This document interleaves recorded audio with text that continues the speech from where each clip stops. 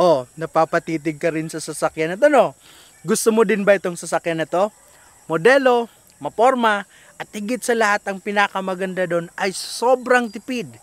Ito yung sasakyan na tipong kahit saan ka pumunta, hindi ka mag-aalala na mabubutas ang iyong bulsa. Or hindi ka gagastos ng sobrang laki. So itong sasakyan na to, tamang-tama ito sa mga binata. Kahit saan mo dalhin ang iyong jowa, hindi ka mo problema. Ito yung sasakyan na to na pwedeng-pwede rin sa mga nagsisimula ng pamilya. Meron kang isang anak, dalawang anak, or hanggang 3 anak. Kakasya pa rin sila dito. Or lalong-lalo na kung nagsisimula ka pa lang sa karir mo. So dito makakatipid ka. So interested ka na ba? Tara, silipin natin.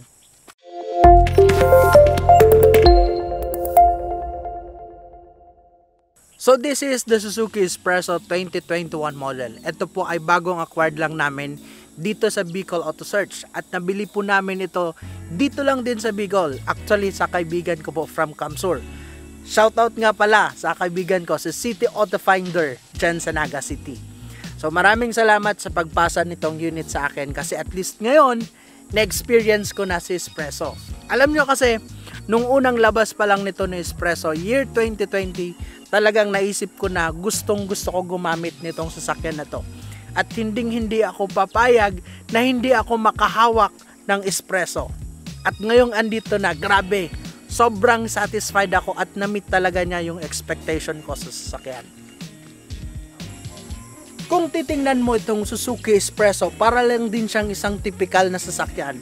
Pero what makes it special is yung appearance niya na para siyang mini SUV dahil sa taas niya. Kung i-compare mo siya sa isang subcompact cars, itong Suzuki Espresso ay sobrang taas ng ground clearance. So ito ay 180mm, samantalang yung iba mas mabababa. Like yung Hyundai Eon, ang Hyundai Eon is only 160mm. Yung Suzuki Alto, I think nasa 165mm at yung Celerio naman 170mm. And take note, yung Toyota Vios na mas malaki, 155mm lang din yung ground clearance niya. Kaya ang sarap din nito na Espresso pang off-road kasi hindi siya basta-basta sasabit ang pangilalim niya. Lalo pa siguro kung papalitan mo yung mga gulong nito. Imagine mo yung gulong na alam niyo yung Rusco, yung Rusco na multicab, yung rim 14 din siya pero may mga spike. So, ano kaya kung yung pangilagay natin dito? Lalo siguro mas puporma at mas gaganda yung dating niya. Pero depende rin naman yan sa gagamit kung yun yung gugustuhin mo. But anyway, itong Suzuki Espresso namin ngayon, hindi na actually ito yung original na gulong niya at original mags kasi ang Suzuki Espresso naka rim 13 lang siya with steel rim and hubcap. So ito ngayon naka rim 14 na po ang mags niya and upgraded na po talaga siya into alloy rims. Ang side view nito na Suzuki Espresso ay para yung Suzuki APV van. Sobrang lapad ng kanyang pinto at sobrang taas. Kaya kung i-compare mo rin siya dun sa mga maliliit na subcompact cars, ang appearance talaga nito parang van type siya o parang SUV dahil sa sizes ng pinto niya. Yung mga maliliit o yung subcompact cars, kung makikita mo po, mabababa siya at hindi siya ganito yung style. So, naiiba talaga yung size at yung appearance ng Espresso dahil sa design na ginawa sa kanya. Dito naman sa harap ng Suzuki Espresso, para siya yung Suzuki Jimny or yung mga Wrangler at yung Jeep nang dahil sa design niya sa hood na sobrang taas at hindi nakayoko. Ibig sabihin, kung titingnan mo itong sasakyan na to, mas maangas siya kasi lagi siyang nakataas noo.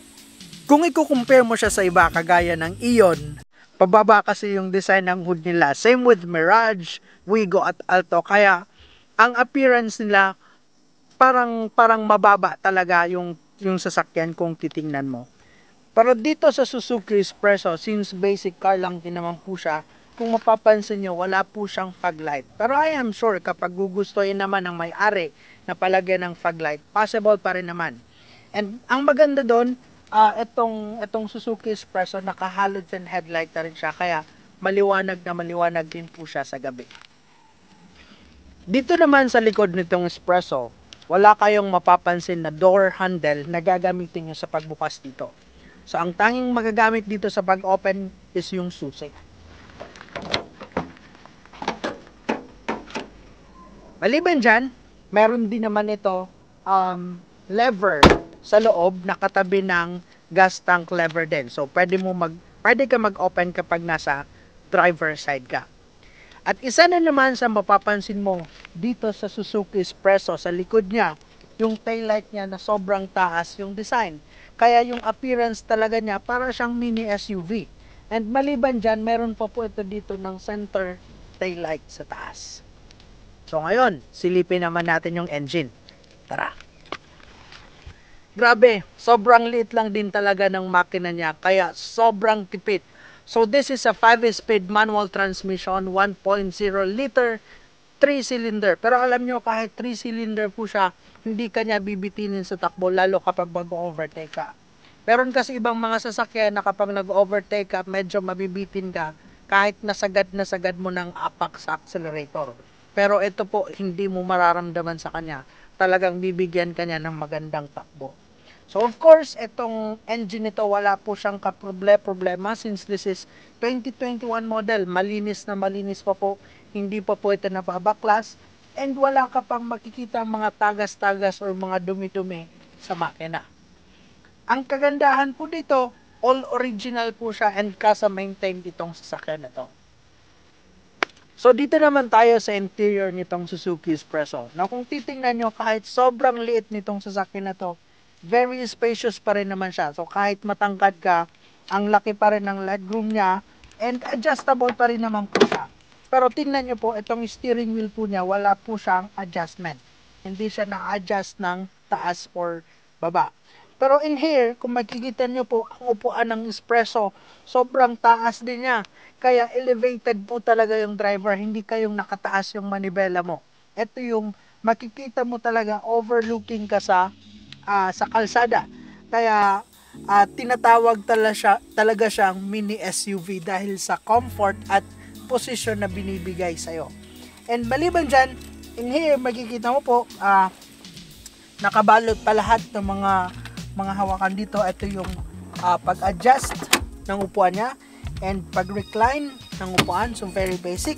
And dito naman sa dashboard niya, kung makikita nyo yung design ng Suzuki Espresso, yung instrument panel niya andito rin po siya sa gitna at yung design niya para siya yung Mini Cooper. Meron siyang ditong pabilog na design na kung saan andito na yung panel niya, yung stereo niya and other buttons.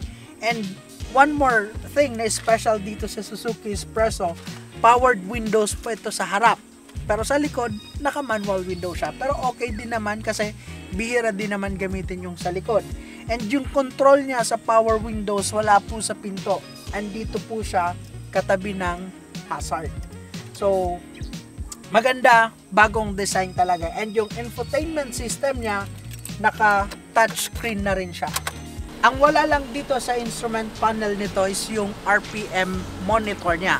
So, kung ikaw yung driver na nakadepende ka sa control ng RPM, hindi mo dito makikita yung RPM gauge niya. So, talagang tatansyahin mo or papakiramdaman mo yung tunog ng makina para ka mag-shift ng gear mo. Isa pa pala sa special feature nitong Suzuki Espresso na halos napapansin ko lang din sa mga modelong sasakyan is yung seatbelt niya.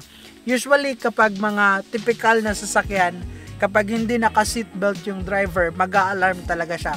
Pero itong Suzuki Espresso, kapag hindi rin naka-seatbelt yung passenger mo, mag-a-alarm din po siya. At yun yung nakapagtataka kasi sinubukan na namin lahat kung paano niya na-detect na meron kang passenger. Kasi kapag wala ka naman passenger, hindi naman siya tumutunog. Pero kung may passenger na biglang sumakay, agad-agad naman siyang tutunog.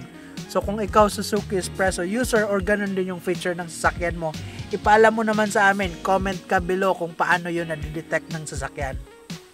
So most common impression sa mga maliliit na sasakyan, kapag nasa likod ka daw, hindi na siya comfortable kasi sobrang sikip. Pero tingnan nyo naman po, Of course, kahit mababa ako, kahit papano may height pa rin naman to. So, very spacious pa rin siya, ang laki pa rin ng legroom niya. At yung kasama ko na matangkad, comfortable pa rin naman siya.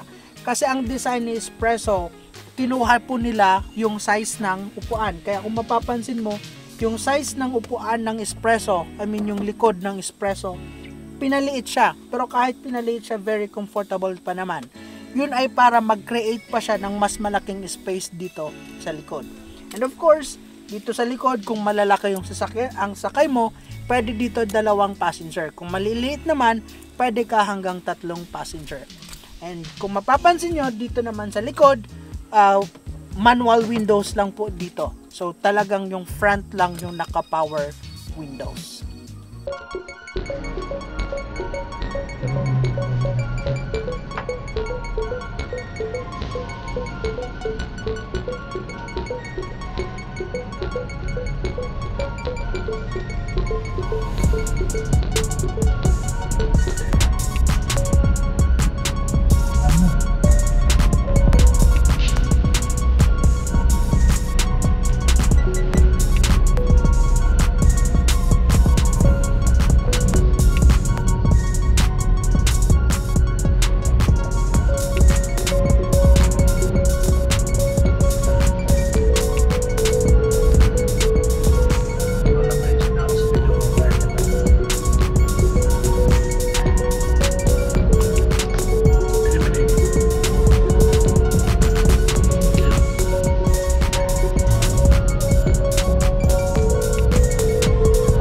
Sarap talaga yung drive ng Suzuki Espresso.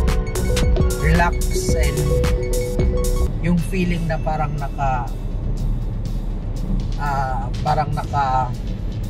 SUV ka talaga, kasi overlooking mo yung yung kalsada, kitang-kita mo dahil sa taas ng posisyon mo. And tingnan nyo pala yung speedometer nito na Suzuki Espresso, naka-digital siya. Kaya ang ganda ang forma. Astig talaga, astig. Nandun yata ang off-road. Try natin.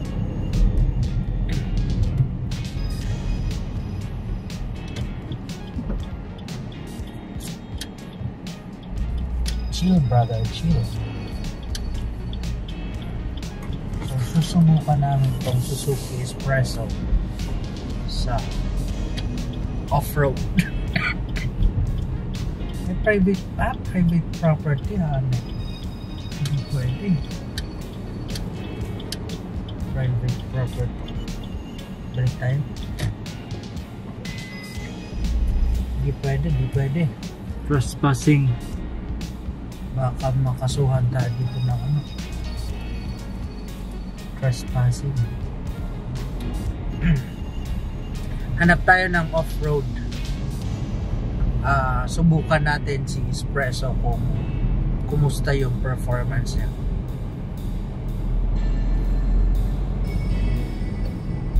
Try natin kung maalog ba siya. Try natin kung maganda ba talaga siya gamitin, kasi ang design niya talaga parang pang off-road. Lalo na siguro kung ang gulong nito, yung sinasabi ko kanina, yung parang sa Rusco na multicab, yung rim fork din siya, pero may mga spike.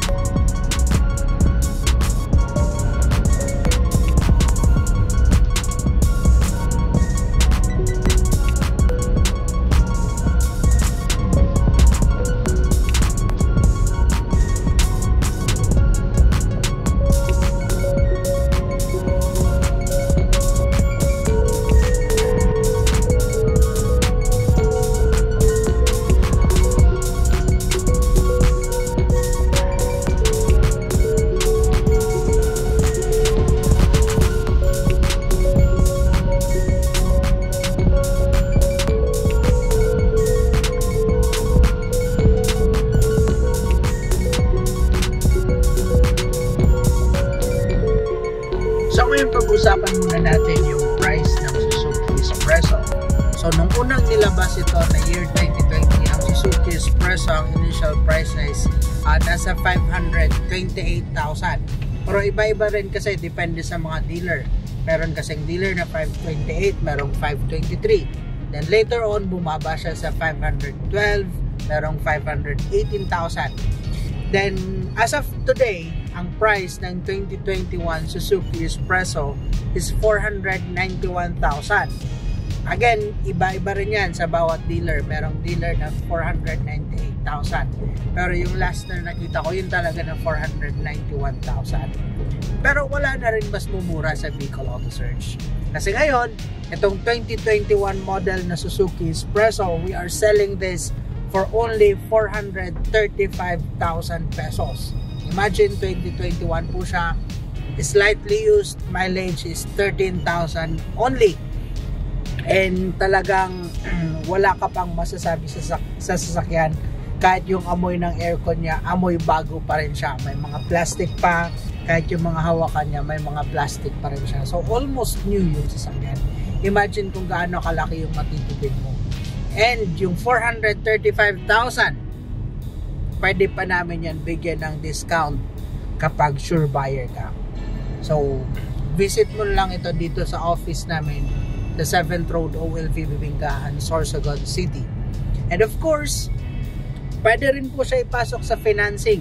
Sa mga hindi kaya i-cash yung sasakyan, pwede po tayo matulungan ng South Asia Link Finance Corporation. So, ang asking down payment po nito, ang all-in down payment kasama na yung processing fee and yung transfer fee is 164,860. Then, ang 1-year amortization niya is 29,333.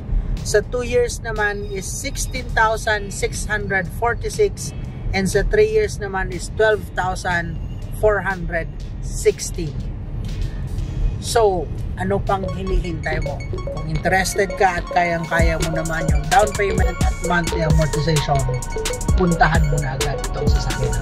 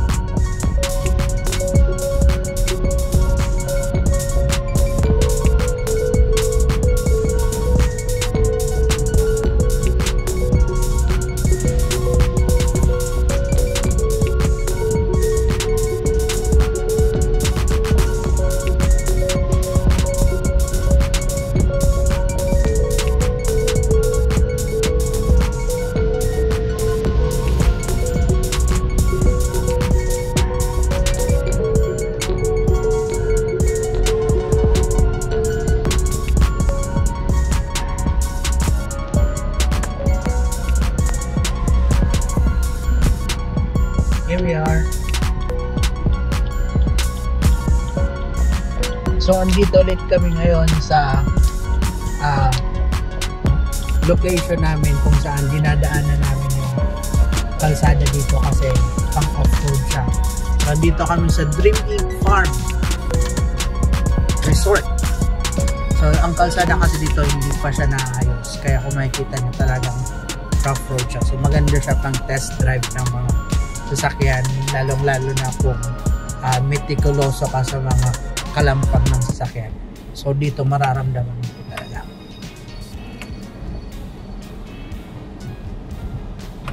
Yun, itong Suzuki Espresso talagang sabing-sabi siya. Wala kang maririnig na kalampag. Wala kang maririnig na kalambog. And what will you expect sa 2021 model na sasakyan? Of course, solid na solid pa. Wala ka pang maririnig talaga dyan na kung ano-ano sa pangilalim. Grabe ang swabe. Tsaka since mataas talaga siya, hindi mo ramdam yung bounce mo. Kasi mataas yung gulong, mataas yung suspension niya. Ang laki ng allowance niya. Tsaka Sa suspension naman niya, malambot siya, kaya na-absorb niya yung shock ng mga hindi tuwid na kalsada.